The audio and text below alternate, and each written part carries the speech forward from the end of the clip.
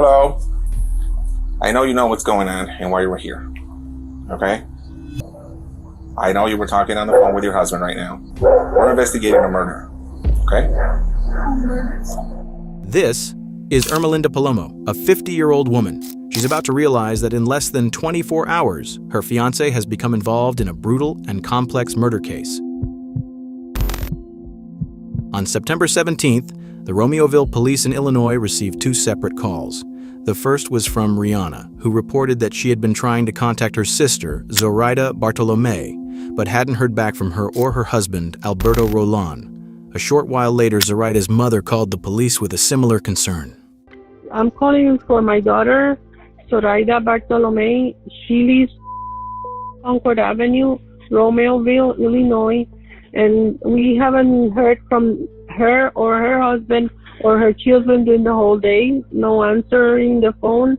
If somebody can go by the house and check them, because the husband, they called from his work that he didn't show up to work. And he never, he's always at work. A short while later, the police arrived at the couple's home on the 500 block of Concord Avenue to conduct a welfare check.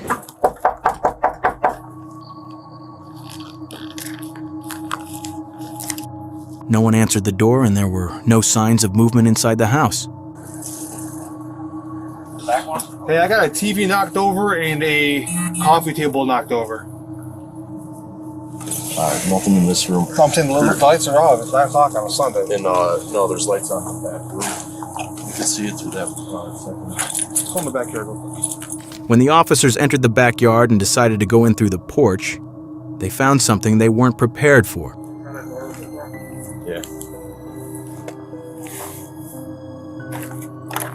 This one's open. Oh God. I need more units here. Hold this. Yep. You with me. You guys hold the front, okay? From a position of cover, please. I don't know if anybody's in there or not. You got another door right here.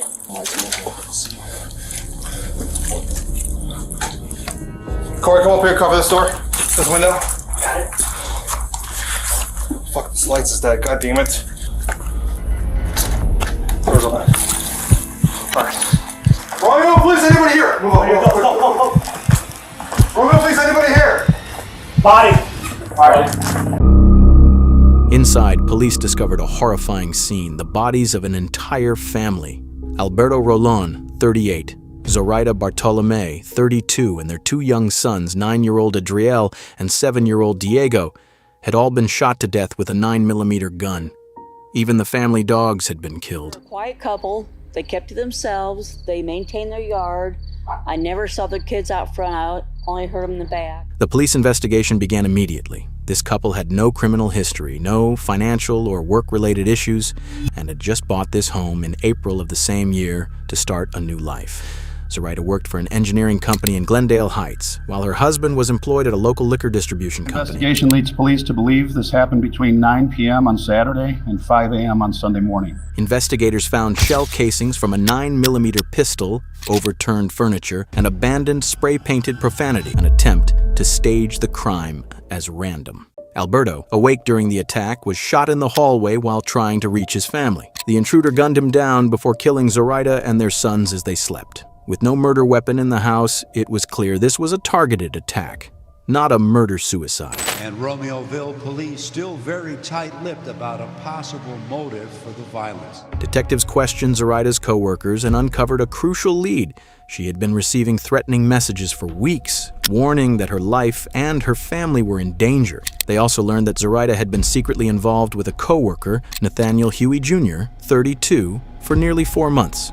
Her husband, Alberto, was aware, but had agreed to stay for the sake of their children.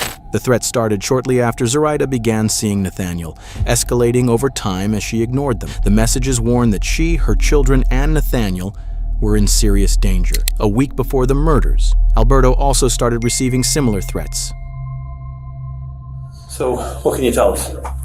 With mounting evidence, Nathaniel Huey Jr. became the prime suspect, the man behind the threats and the brutal murders. Detectives quickly tracked him down at his workplace and brought him in for questioning. Are you married?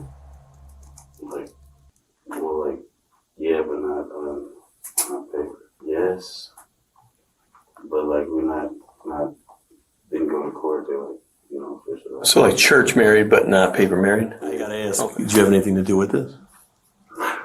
Okay. You know I have to ask, and you know that your number is going to be in her phone, and we're going to find your text messages, and we're going to find that stuff, and I want to get a surprise later on that you guys are fighting, or that there was something going on between you two, or the three of you that I don't know about, you know? Nothing like that. Nobody was threatening anybody. We weren't fighting. Really, she was like fucking angel, you know what I'm saying? Sweet girl. I don't know. I mean, did she ever tell you, like, you know, I'm worried, I'm scared of my husband, or I'm worried, I'm scared of a neighbor? He didn't seem like threatening. The reason like we were like really like taking everything like really slow is because like he just seemed like he was a pretty nice, easygoing guy, but like just kind of one of those things of like, you know, she's not happy. When you say you guys were gonna like move forward, so were you guys like actively looking to try to get a place together or something? Yeah, but like, you know, it was slow, just kind of like, it's only a couple of months kind of thing. So yeah. Like, you know, Nathaniel and Zoraida's relationship had grown intense. According to witnesses, they saw each other as soulmates. Investigators also found love notes written by Zoraida in Nathaniel's workspace, further confirming their deep connection. Like I said, nothing against my wife, man, but like just a different connection with someone. Yeah. You know, that I just felt like really strong. Detectives knew there was more to Nathaniel's story, and they were certain he knew something crucial. The day before the incident, Nathaniel left work earlier than usual and didn't return after the incident. Nathaniel's stepdaughter described him as paranoid, saying this behavior had only intensified in the weeks leading up to the murders. He often claimed that specific people or organizations were following him, and even went as far as protecting his digital devices from being monitored. Another suspicious detail was Nathaniel's business, and he owned a registered security services company that gave him access to various security equipment. Later that afternoon, on September 18th, after speaking with Nathaniel, the police headed to the Opon house. They planned to speak separately with his fiancée to see if they could find any more leads. I know you know what's going on and why you were here. I know you were talking on the phone with your husband right now. We're investigating a murder. We have in our possession some phones, okay? And in those phones, we're doing what it's called a phone dump. We can retrieve those messages. Okay. We have retrieved those messages, all right? We've read them.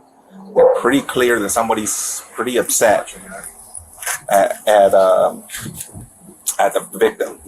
Okay? Is there any way that these text messages are going to come back to you, or your name, or your phone, or anything associated with that? Okay. Why are you scared of him?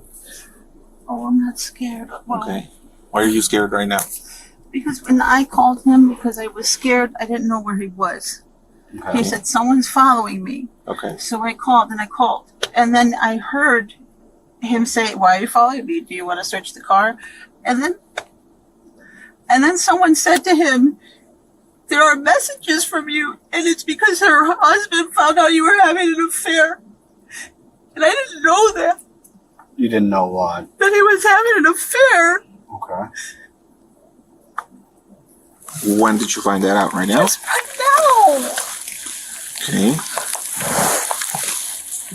When's the last time that he had an affair?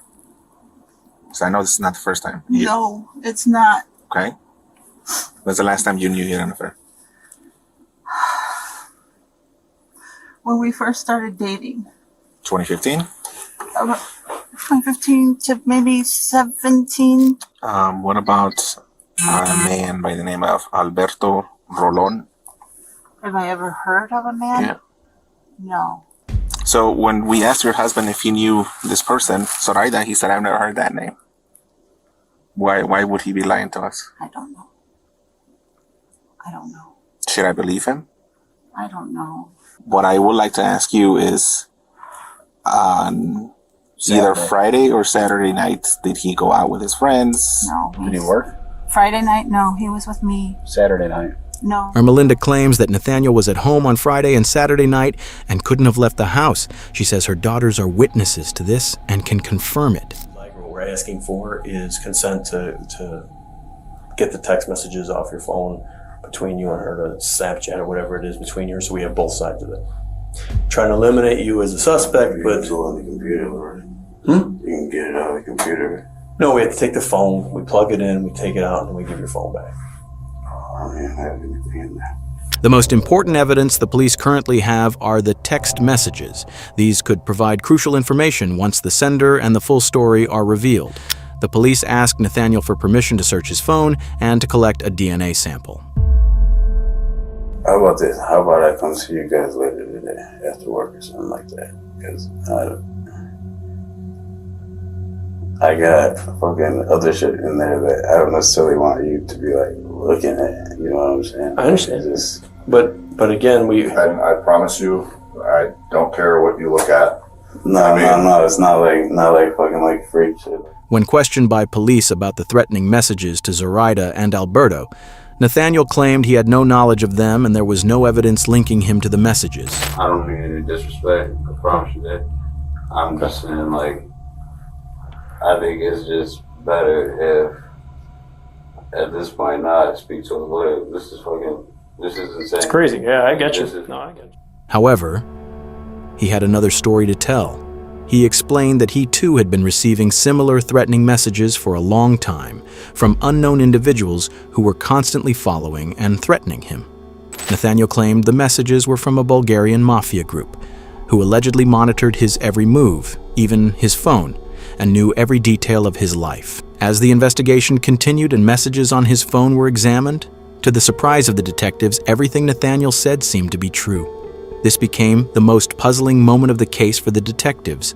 Was there truly a dangerous gang behind all of this?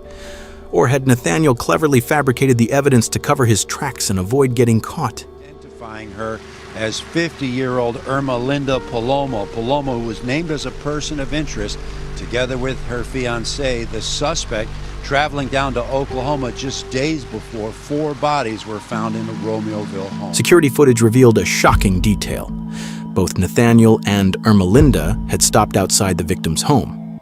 Nathaniel exited the car briefly before getting back in, this time in the passenger seat. Irma Linda had been driving the entire time. The next day, Nathaniel and Irma Linda fled the city without notifying the police. Before leaving, Irma Linda sent a message to her family confessing that she was terrified of Nathaniel but felt she had no choice but to go with him. She pleaded with them to take care of her children. Alarmed by her message, her family quickly reported her as a missing and endangered person. Soon, their photos and the news of their disappearance spread across the media. On September 20th, nearly 600 miles from home, police tracked Nathaniel's SUV using his phone and a license plate reader. They were spotted at a Walmart in Catoosa, Oklahoma, casually shopping for toiletries and leaving the store with smiles. Local authorities were alerted immediately and rushed to the scene. When officers attempted to stop Nathaniel's SUV, he and Irma Linda quickly got in and fled. A high-speed chase ensued, ending when their vehicle crashed into another car and then a concrete median. The SUV caught fire, and gunshots rang out. Irma Linda, wounded, managed to crawl out of the passenger seat and was rushed to the hospital. Inside the car, police found Nathaniel dead. He had shot himself. Despite being taken to the hospital alive, Irma Linda didn't survive. Looks to be an apparent murder-suicide. Armed and dangerous murder suspect. For a year after the incident, police continued their investigation, determined to uncover the truth behind the threatening messages and the supposed gang controlling Nathaniel. In 2024, they finally found their answer. The mastermind behind it all, the messages, the fake personas, the paranoia, was none other than Irma Linda. Since 2021, she had been creating fake online accounts, posing as hackers, hitmen, and gang members, all feeding Nathaniel a carefully crafted illusion. She manipulated him into believing he was under constant surveillance and had no choice but to obey.